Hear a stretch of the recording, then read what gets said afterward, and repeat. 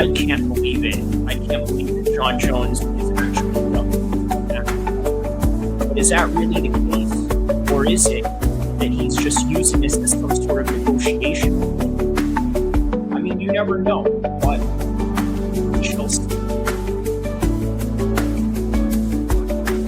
Latest vid, but Tom Aspinall has been the interim champ for 494. I think this was like, oh yeah, he wrote this yesterday, so now it's 495.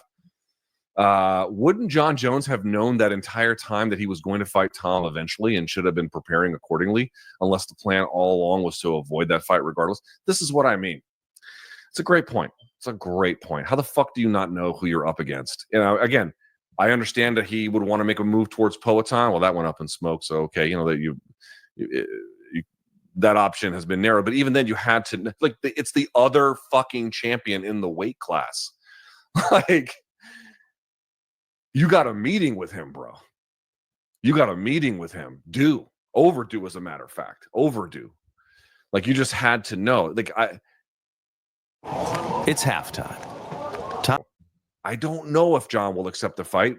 I'm going to remain 50-50 on it and just hope for the best. But I don't think he wants it. He could be cajoled into taking it. He might get rewarded by using his leverage accordingly. Any of these things are possible. And the fight may, in fact, end up happening. But I don't think he wants it. I don't think the available evidence tells you that he wants it or he's cool with it. And I said on the video, too, like, I was never one of these guys who was like, oh, he's ducking Francis, in part because there was just a lot of people reading into his motivations without a lot of evidence. And to be sure, I'm doing a little bit of that now, and you can discount this as a consequence. But you're just getting more like the total weight of all of these signs about like leveraging this way and putting up this obstacle and then adding this delay. And to your point, you know, knowing that this is going to be the guy, and then it's quite lucrative as a fight, obviously. And then just, you know, putting all this friction, all these obstacles in the middle of it to like make it harder and harder and harder to come by. At some point, it becomes indistinguishable about whether you're negotiating or ducking. It becomes hard to know. Like, the line between them sometimes can be quite blurred. And so for that reason, I can't say he ducked Francis. And I want to be clear again. Remember, I'm going to say it one more time. This never comes up in conversation. But that dude was having breakdowns like of some kind. Not that I'm wishing this upon him, but, you know, he was not having an easy time during the pandemic, and happened to just kind of skate at a moment when, as we talked about before, the jails were being emptied because at the time there were concerns about the spread of COVID. You know, he was able to kind of skate at that time. They just weren't prosecuting a lot of crimes more effectively. You know, he had some issues back then, but at the same time, it's like, again, how many different ways can there be an obstacle put in, whether it's a delay, whether it's, I want this opponent, I want this money, I want this date. It's like, I can't say that the fight won't happen, and I certainly hope that it does. And I do believe he, as I said, he can be cajoled into it, but I don't think he wants it. Well, certainly, Luke Thomas definitely brings up a lot of good points in that particular topic. And what's strange about this, aside from the fact that Luke Thomas is somebody that I sort of look up to in terms of the media game, right? His articulation, the way that he expresses himself, the vast education that he has in multiple disciplines, and also the vast experience that he's had living all over the world, on top of being a former Marine. Well, he's also, how do I say this? Somebody who's in opposition of John Jones and well documented in terms of them being in opposite sides of each other when it comes to the media, right? Obviously, there's a lot of things about Luke Thomas that I may not necessarily agree with on a political level, on a social level, but the man knows his stuff. And I think that that right there was the most fair assessment anybody can make with this particular matter. Now, everybody is saying that John Jones is ducking Tom Aspinall. Is that true? We don't know if that's true or not. You have to take into consideration there's a Netflix deal going on right now. And what exactly does that mean for John Jones? Well, what that means exactly is the fact that the UFC could be put in a leveraged position, right? In other words, John Jones can finesse some sort of advantage on his side, being that they are in crunch time right now, trying to find new broadcast partners. But you also have to understand other aspects that I think need to be considered here. Number one, John Jones is somebody who has a vast legacy behind him in the current moment of time right now.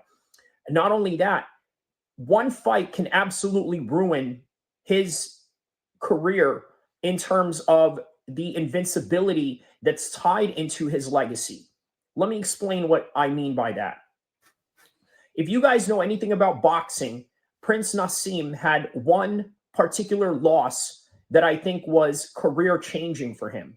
And it was monumental. And it was one loss. It was against Barrera. Now, prior to that fight, Prince Naseem got into car crashes. Does that sound familiar?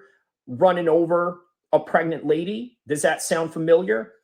A guy who was unhinged whenever he was in nightclubs and got into it with random people for different reasons and different particular behavioral issues that he's had during his career. This is no different than John Jones. So when he lost to Barrera, many people sort of rejoice in the matter of his loss. If John Jones was to lose to Tom Aspinall, this wouldn't be any different. At the same time, a lot of people would also diminish everything that he's worked for. And all of that would go out the window. So there's a lot that he has to risk. Now, obviously, Turki El-Sheikh is now part of the world of combat sports, not just boxing, but now delving himself into MMA. Now, if you've noticed, the Saudis have done a couple of UFC events in their region. And as a result of that, well, they are now a player, not just in boxing, but in MMA. So if you are a player in this game, rest assured that you are going to try to get the best fights possible. And right now, the highest fight on demand is Tom Aspinall versus John Jones. John Jones can make the excuses as to say that, you know what, maybe Tom Aspinall is not popular enough. I beg to differ. You see, he has the entire English population behind him, the entire Irish population behind him, the whole entire country of Scotland, Wales, this whole entire region. And not only that, the support and the backing of hardcore American mixed martial arts fans. So you can't run anywhere. He is the interim champion right now. He already ducked Francis, and I've been telling you that the heavyweight division in the current moment of time is in shambles due to a lack of linear champions. In other words, you can trace back right now in boxing who the linear undisputed heavyweight champion is, and that's Alexander Usyk. And then you can look back and say, well, it was Anthony Joshua, and then it was Tyson Fury, but then Tyson Fury and Anthony Joshua never fought each other. Well, now it's settled because Tyson Fury has fought Usyk. Usyk has fought Anthony Joshua. He's even fought Daniel Dubois, as controversial as that may be. But the bottom line is there's a linear path in who is the heavyweight champion in boxing. In MMA, we don't know. Francis Ngannou left to go to PFL, okay? And his contract, believe it or not, is up soon, which is strange. It's one fight. Does that have anything to do with the fact that he did a couple of boxing matches? Maybe so, maybe not. But I anticipate that the UFC is going to have some serious problems trying to re-sign Francis Ngannou. A similar example of this is when Ken Shamrock's little brother, Frank Shamrock, got into it with Dana White, and you look at the blackball that he's experienced all throughout his career. Randy Couture has also experienced these particular matters at hand, which, by the way, is strangely enough, Francis Ngannou is a member of Randy Couture's gym, and I'm sure that this is something that him and Randy Couture have talked behind the scenes in the experience of Randy Couture and what type of knowledge he can pass over to Francis with these negotiation tactics that the UFC is using against him. But either way, the heavyweight division right now is in need of a linear champion. It is unclear. And even if Tom Aspinall and John Jones were to fight each other, it would still be unclear. But understand this, the reason why John Jones is not taking this fight is because it's very risky. But at the same time, he can still be compensated in a very huge matter if the Saudis decide to intervene. But that is all that I have for this one. Don't forget to like and subscribe. I will see you in the next content. inshallah. I have money. I have money. I'm sorry. I have money. Hey, I'm gonna fucking bank the 10%. It's 100 US. Yeah, it's extra.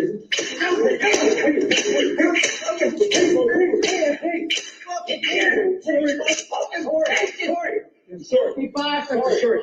We learned our lesson. Thank you.